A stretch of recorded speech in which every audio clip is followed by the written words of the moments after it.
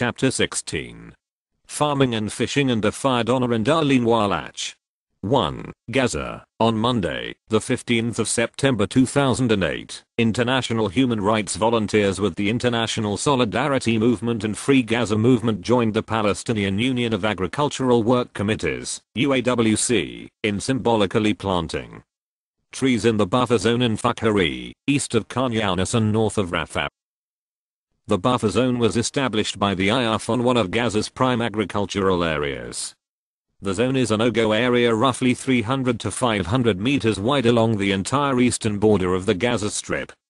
In this buffer zone, farmers are violently prohibited from farming their land, and these areas have become very dangerous for the Palestinians to live and farm in. The Israeli buffer zone is another form of siege that denies the Palestinians the right to livelihood, feeding their families, freedom of movement, and to live in peace. This is all happening during the so-called ceasefire. ISM volunteers met at UAWC office in Khan Younis before joining with a few hundred activists. 2 buses and 4 cars transported all the volunteers, the trees, and the shovels to Fakari, close to the border with Israel. Upon arriving, some people noticed the telltale dust of an Israeli tank as it appeared from behind some trees off in the distance. All the volunteers got off the buses and started walking toward the fields holding 3 banners and chanting "Free Free Palestine" in Arabic. Various news agencies and independent video cameras recorded the event. We dug holes and managed to plant about 100 olive, guava, and citrus trees. Although the ISM volunteers were there to both join Palestinians as they reclaimed their land and demand that Israel stop destroying the crops in the area, the action was primarily symbolic.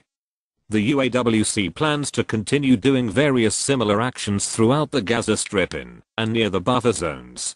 Donna Wallach, International Human Rights Monitor, writing from Occupied Gaza. For more details and videos about farming in Gaza, see farminganddefire.blogspot.com. 2. Gaza. On Wednesday the 17th of September 2008. I, along with 2 other international volunteers, went out with 3 different fishing boats from the Gaza City port to trawl for fish. We left the port at about 8:30 a.m. I was on a boat with fishermen I already knew. We went out about 7.5 miles, put out the net, and began to trawl. It wasn't long before an Israeli Navy gunboat approached and circled around. The fishermen requested from me to speak with the Israeli Navy. I did make contact with them, telling them, "We are Palestinian fishermen fishing in the waters off Gaza. Palestinians have the right to fish in Gazan waters. They have the right to a livelihood and to feed their families." Someone on the Israeli Navy gunboat said in Hebrew that it was forbidden for the Palestinian fishermen to be out past 6 miles. I replied that according to international law, the Palestinian fishermen had the right to fish beyond 12 miles in their territorial waters. His response was to call me bitch. Soon after that, the gunboat opened fire on the fishing boat, aiming what appeared toward the center of the boat. The fishermen quickly pulled in their nets, not wanting their boat or any of the equipment to be damaged by the gunfire. We headed back toward the Gaza coast until we reached about 6 miles out and began trawling again. The gunboat came by again and circled around menacingly. Off in the distance we saw the large Israeli Navy gunboat that has the water cannon stationed at the fore of the boat. We were expecting to get drenched, but were pleasantly surprised when it continued past us without stopping or even aiming the water cannon at us. The Israeli Navy contacted the boat via VHF, again reiterating that it was forbidden for them to fish out beyond 6 miles. This is an abomination. The large quantities of fish are out beyond the 6-mile limit, as are the larger fish. The fishermen need to be able to fish in their territorial waters when and where they want. It is an outrage that Israeli Navy gunboats patrol the territorial Gazan waters at will. They harass, threaten, shoot, damage, and terrorize the Palestinian fishermen, their boats, and fishing equipment. The Israeli Navy often limits the Palestinian fishermen from fishing beyond 3 or 4 miles, and sometimes they aren't permitted to fish at all. This would not be tolerated any place else in the world. Fishing is one of the few sources of Palestinian food left in Gaza. The IAF has destroyed much of the farmland and established an illegal buffer zone on much of the agricultural farmland within Gaza, denying Palestinian farmers their livelihood and the right to feed their families. This has made 80% of the Palestinians living in Gaza Strip totally dependent on food aid from the UN. It is time that these collective punishments upon the entire population of Gaza Strip end. The Palestinian people have the human right to live in freedom. Parents have the human right to provide for their children. Children have the human right to go to school, and students have the human right to attend university. Farmers have the right to farm their land and fishermen have the right to fish in their own territorial waters. This siege must end. Please, be creative, put pressure on the apartheid state of Israel to end the siege now. Tell your families, your friends, and your cowhawkers that this situation can no longer be tolerated. Ban the Israeli Navy from the territorial waters of Gaza. Donna Wallach, International Human Rights Monitor, writing from occupied Gaza. 3. Gaza City, Palestine. On Thursday 18 September 2008, at least 7 Palestinian fishing boats left Gaza City port to fish in Gazan territorial waters. Today the Israeli Navy boat with the water cannon was not seen, so there was no damage to any fishing boats and nobody was injured from high-powered water spray. However, the Israeli soldiers on 2 Israeli Navy gunboats that were patrolling were exceptionally aggressive and arrogant. One of the gunboats sailed by all of the fishing boats and fired at them, going from boat to boat. Israeli soldiers on a second gunboat were harassing the fishermen, yelling out to them in Hebrew and in Arabic that it was prohibited for them to fish past 6 miles. The soldiers on the gunboat were informed that according to international law, the Palestinian fishermen have the right to fish at least 12 miles out. Their response was laughter. Later on in the afternoon, this same gunboat was positioned in a very threatening way in the water close to one of the Palestinian fishing boats. One of the soldiers was yelling at the captain of the boat in a derogatory tone of voice and using condescending language telling him to stop fishing and to go back to Gaza. Almost the entire day the Israeli Navy gunboats harassed the fishermen, either shooting at them or threatening to.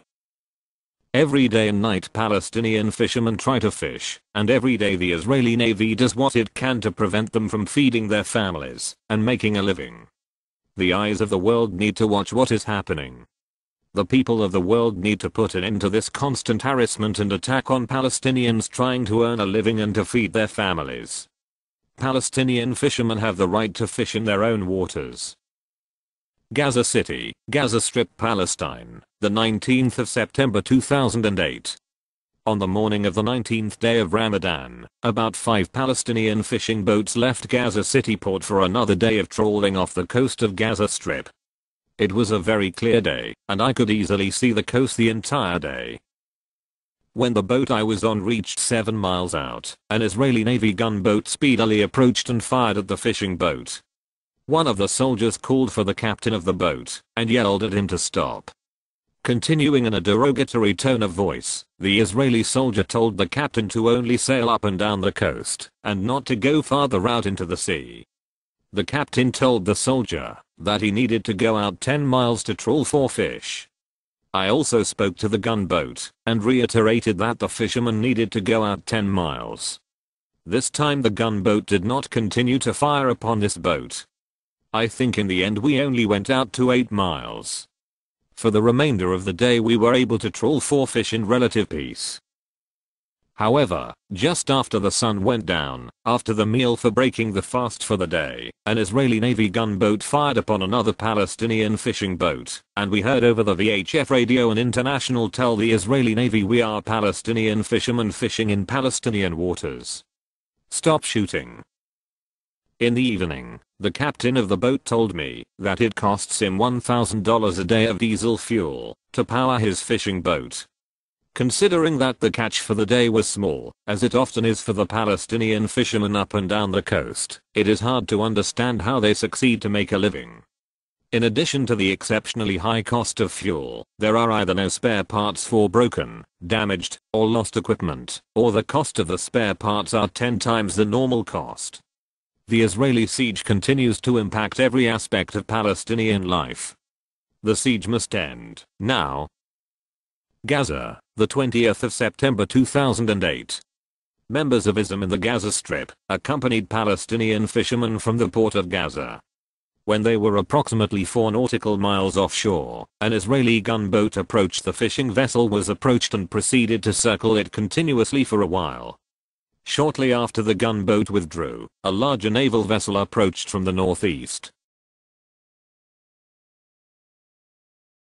It began to spray the fishing boat with high-pressure water from a cannon mounted on its bow.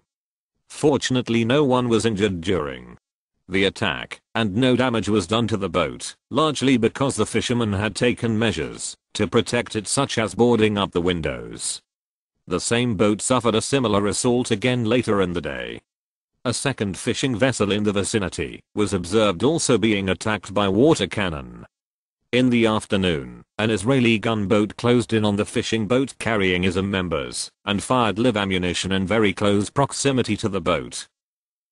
Report by Darlene Wallach, ISM and FG volunteer. 6.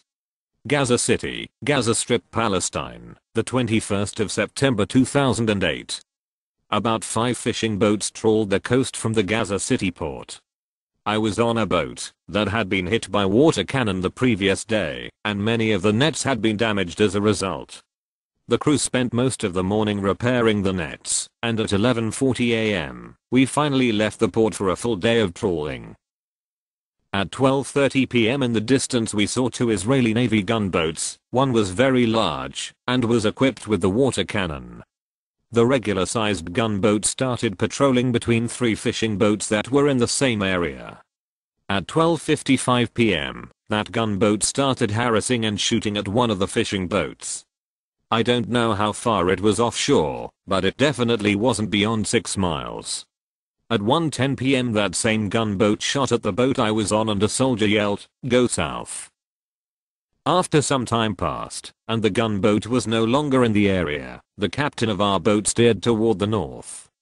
There are larger fish in the northern Gazan waters, and apparently very tasty, and the fishermen really wanted to catch as many of those fish as they could this day.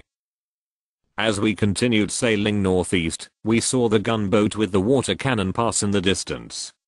At 1:40 p.m. we saw another regular-sized Israeli Navy gunboat approaching. It moved alongside in a threatening move as if to say, "Don't go out any further into the sea." 10 minutes later the water cannon gunboat arrived and doused our boat and most of the crew with high-powered blasts of water. One crew member fell on the slippery deck and hurt his knee. For some unknown reason the gunboat only water cannoned us once for a brief time, causing no damage to the boat or the nets. I do not know what impact the water cannon has on the fish. Much of the high-powered blasts of water hit the sea and oftentimes the net too. In any case, as in previous occasions, the smaller gunboat positioned itself on the opposite side of our boat from the water cannon gunboat, ready to shoot, and posing a threat, besides blocking us in from escape from the deluge of high-powered water. In addition, there were strong waves from the movement of the larger gunboat making our boat rock from side to side, and increasing the danger from the blasting water and wet slippery deck. Later, around 3:10, another Israeli Navy gunboat approached very quickly and forced us away from our position in the north of the Gazan territorial fishing waters. Soldiers were shouting to go south, among other things. The gunboat continued to circle our boat in very close proximity and was threatening to shoot. As we changed course and headed south, the gunboat proceeded to circle the boat for a while and then left. After the gunboat had been gone for a while, the captain of our boat changed course again and returned to the north, heading closer to shore. The goal of catching that specific fish had not been abandoned. At 4 p.m. an Israeli Navy gunboat quickly approached. As it drew nearer I spoke on the VHF, informing the Navy, "We are Palestinian fishermen. We are pulling in our net of fish. We have the right to be here. These are internationally recognized Gazan fishing waters. Over." I repeated this a number of times. Finally, a soldier on the gunboat arrogantly replied, "You don't have the right to be here. Take your fish and go south." We continued to pull in the net and headed south and out to sea. Only 2 nets were full of fish, and neither of them were big catches. But they did succeed in catching a number of boxes worth of the type of fish they wanted, and for that they were happy.